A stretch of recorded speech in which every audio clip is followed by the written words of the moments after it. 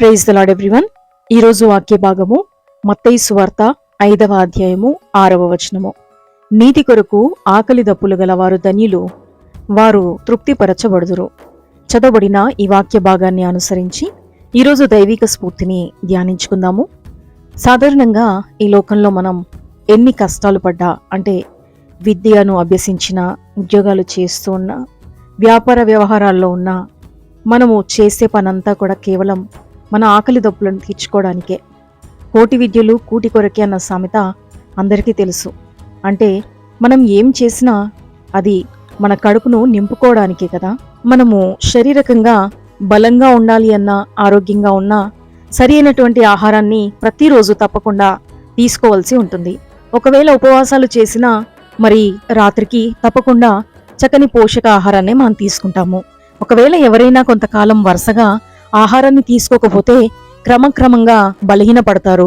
చివరికి ఆహారం లేక చనిపోయే ప్రమాదం కూడా ఉంటుంది. తన కడుపు నింపుకోవడానికి మనిషి ఎంతకైనా తెగిస్తాడు. ఆకలి బాధను తట్టుకోలేక మనుషులు తోటి మనుషులనే చంపుకొని తినేయాలన్నంత దూరం కూడా ఆలోచిస్తూ ఉంటారు. ఆకలి తీర్చుకోవడానికి అడుక్కుంటారు కొంతమంది దొంగతనాలు చేస్తారు, హత్యలు కూడా చేసేవారు ఉన్నారు.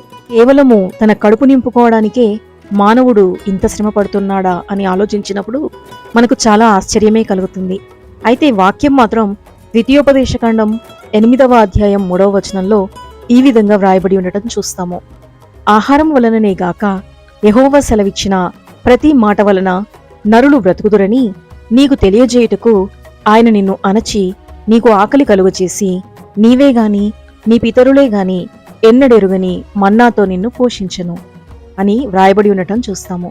ఈ వాక్యమును నమ్మిన వారు ఆకలి బాధ తీర్చుకోవడానికి దేవునిపైనే ఆధారపడతారు తప్ప అన్యాయంగా ఎంత మాత్రం ప్రవర్తించరు.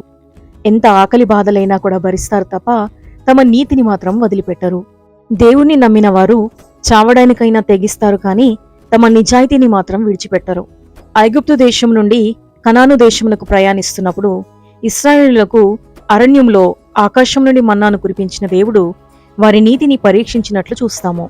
నిర్గమాకాండం 16వ అధ్యాయం 4వ వచనంలో, ఇదిగో నేను ఆకాశము నుండి మీ కొరకు ఆహారమును కురిపించెదను, వారు నా ధర్మశాస్త్రమును అనుసరించి నడుతురో లేదో అని నేను వారిని పరీక్షించినట్లు ఈ ప్రజలు వెళ్లి ఏనాటి భత్యము ఆనాడే కూర్చుకునవలెను అని ఇక్కడ వ్రాయబడి ఉండటం చూస్తాము. ఆహారం కూర్చుకునే విషయంలో దేవుడు వారి నీతిని పరీక్షించాడు. దేవునికి భయపడిన వారు దేవుడు చెప్పినట్లే చేశారు. కానీ దేవుణ్ణి నమ్మని వారు మాత్రం వారికి నచ్చినట్లుగానే చేశారు. ప్రతి ఒక్కరూ తలకు ఒక్క ఓమేరు చొప్పున కూర్చుకోమని చెప్పినప్పటికీ కొంతమంది మాత్రం అత్యాశకు పోయి ఎక్కువగా కూర్చుకున్నారు. వారిలో ఎక్కువగా కూర్చుకున్న వారి ఆహారము ఎక్కువగా ఏమీ మిగల్లేదు సరికదా, అది మరుసటి పూట చూసినప్పుడు పాడైపోయి ఉంటుంది. దేవుడు వారి నీతికి పెట్టిన పరీక్షలో వారైతే అపజయం పొందుకున్నారు. అంటే వారు దేవుణ్ణి నమ్మనందున ఆయన ఆజ్ఞని వారు లెక్క చేయలేకపోయారు. ఇక్కడ గలతీలకు రాసిన పత్రిక 3వ అధ్యాయం 6వ వచనంలో అపోస్తలుడైన పౌలు ఈ విధంగా సెలవిస్తున్నాడు. అబ్రహాము దేవుని నమ్మెను, అది అతనికి నీతిగా ఎంచబడెను. ఈ వాక్యాన్ని పదే పదే మనం ధ్యానిస్తున్నాం కదా. ఎందుకు అబ్రహామును దేవుడు నీతిమంతునిగా చేశాడు అంటే, నిరీక్షణకే ఆధారం లేని సమయంలో కూడా నా దేవుడు ఇది చేయటానికి సమర్థుడని రూఢిగా నమ్మాడు కాబట్టే అబ్రహాము విశ్వాసులకు తండ్రి అయ్యాడు. దేవుణ్ణి నమ్మడమే నీతి కాబట్టి ఆ నీతిని కాపాడుకోవడానికి మనం ఎన్ని కష్టాలైనా ఎదుర్కోవడానికి సిద్ధపడాలి. సింహపు బోనులో పడవేయబడినప్పుడు దానియేలు తన విశ్వాసాన్ని విడిచిపెట్టలేదు. మరియు అగ్నిగుండంలో పడవేయబడాల్సి వచ్చినప్పుడు షద్రక్, మేషక్, అబేద్నెగో అనేవారు కూడా విగ్రహారాధన చేయటానికి ఇష్టపడలేదు. దేవుని ఆజ్ఞను మీరటం వారు ఎంత మాత్రమో అంగీకరించలేకపోయారు. చావుకైనా తెగించారే తప్ప దేవుని ఆజ్ఞను మాత్రం ఏమాత్రమూ మీరలేదు. దేవుని అందలి భయభక్తులు, నీతి నిజాయితీ కలవారు ఎవరైనా సరే తమ నీతిని కాపాడుకోవడానికి ఎన్ని బాధలైనా శ్రమలైనా భరిస్తారనటానికి బైబిల్లో మనం ఎన్నో ఉదాహరణలను చూడవచ్చు. కాబట్టి నీతిగా జీవించడానికి ఏమి తిందుమో, ఏమి త్రాగుదుమో, ఏమి ధరించుకుందుమో అని చింతింపకుడి అని మత్తయి సువార్త 6వ అధ్యాయం 31లో చెప్పిన విధంగా దేవుని మీద ఆధారపడి ఆకలి దప్పులను భరించినట్లయితే దేవుడే మనల్ని తృప్తిపరుస్తాడు.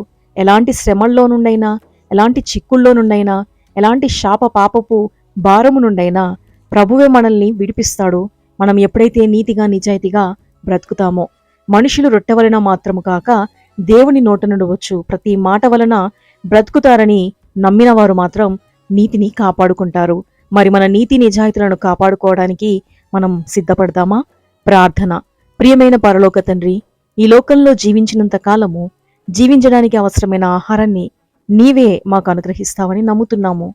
నీ మీదనే ఆధారపడి నీతిగా జీవించుటకు మాకు మాలో ప్రతి ఒక్కరికి సహాయం దయచేయమని యేసుక్రీస్తు శక్తిగల నామంలో ప్రార్థిస్తున్నాం తండ్రి. ఆమెన్.